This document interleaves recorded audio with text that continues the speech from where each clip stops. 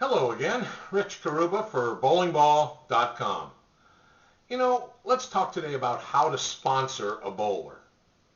If you know a bowler or you're interested in a particular bowler who you would like to be a financial sponsor or financial support mechanism for that player in some kind of competitive events, tournaments, possibly league play, all that can be combined together, then there's probably some important information you should consider and take this very seriously.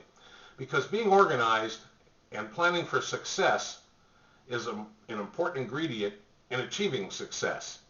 Just like a business professional would put a business plan together, a written business plan, you kind of need to put things in writing and develop a plan of action so the bowler and the sponsor or sponsors are on the same page and moving in the same direction with the same goals in mind. It's very important. So learning how to sponsor a bowler can be a little tricky at first unless you develop that plan. So first let's talk about develop a schedule. Maybe 1 year plan or schedule of potential events. Naturally they could be adjusted or changed along the way, but what you need to do is propose a specific number of events so you can allocate funding for those events. Also, a cost per event should be attached to this plan, and a cost is you want to assign a projected cost per tournament event. So, and you want to be as realistic as possible at a target event, so you're not, missing out on the necessary funding or over funding for a specific event beyond the needs of the bowlers to participate in that event. You want to account for a weekly entry fee, making sure the entry fees get paid in a timely fashion, how much additional monies for event preparation are needed, such as acquisition of new bowling equipment or practice fees, travel expenses, projections for meals, lodging, tips, and so on. All those things are part of your cost per event. Next would be combined costs. Assign a projected total cost for all events listed on the calendar of events on your own. You want to build your own calendar or schedule of events. So this way you get a total amount that has to be funded. So if you have one sponsor or a group of sponsors, you know how to allocate how much money totally needs to be allocated for the whole project and those anticipated costs. Prize monies. You want to determine the total prize monies available from each event and from all the events on the yearly basis or for the duration of the schedule. It's helpful to show a sample prize fund in your contract or in your business plan of a given event and how the breakdown will work with the sponsor and the bowlers. And you can see then how the distribution of monies goes when prize monies are earned by the bowler. You want a flow chart, essentially, is what we're looking for. So you from the time that you enter the event, when entry fees are paid, to the completion of the event and the final standings, so you can show how the bowler was stacked up against other players in that event, and indicate how the invested funds will be distributed and used for competing in the given event. Okay, all that stuff is important.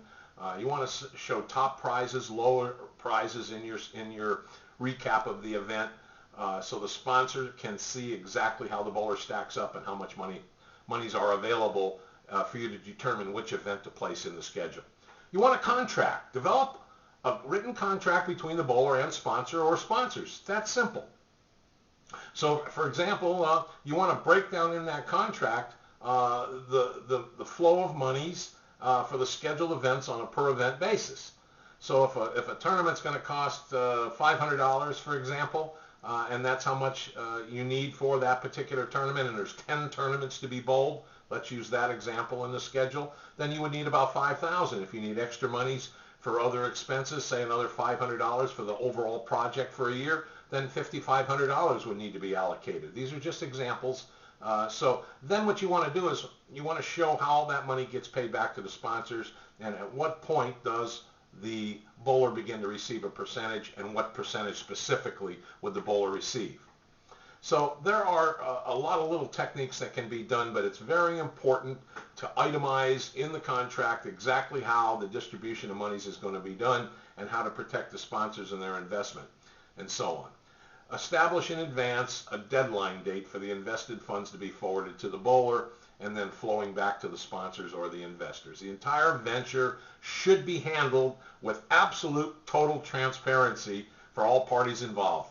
That is the way to be successful. Now, the distribution of the prize monies is another matter, and it has to be in the contract, and how the monies will be distributed to the sponsors. You should also have a recap of events, providing of all the scheduled events should be faxed or mailed or sent in as determined in the agreement in a timely fashion by the bowler to the sponsors. So the sponsors feel part of the team, so they feel connected to the venture on a week-to-week basis or an event-to-event basis. Communication, good or bad, is the key to a successful and positive business relationship for all parties, and it's up to the bowler to communicate with the investors precisely at the time and manner prescribed in the agreement. Now, if you're going to do contract shares, multiple sponsors, you want to itemize exactly how the distribution of money is going to go, keep an accurate record of all transactions relevant to the contract for the participating parties.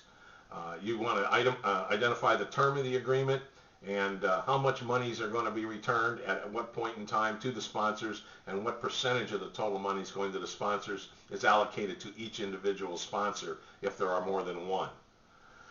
Accounting services. It's always helpful to use the services of a professional accountant to organize initially the business plan and then execute the terms of agreement and itemize all the expenses and the deductions and so on, so at the end of the project the accountant can provide a recap for all the parties involved, sponsors, investors, and the bowlers as well.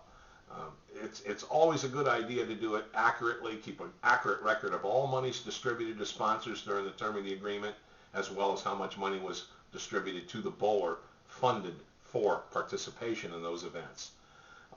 It's recommended that all parties think with the end in mind. Be ready to have all the bookkeeping records ready for submission to an accountant when it comes time for all parties to prepare tax returns. And you want to prepare for success finally. Planning for success is the first step in achieving success. So the written business plan is a big step in that direction. And we really think that you should take this whole venture very seriously and ask the bowler to do the same. Oftentimes, sponsors are professional businessmen, and they can help use their influence and experience and knowledge to help the bowler think more like a business while they're in competition.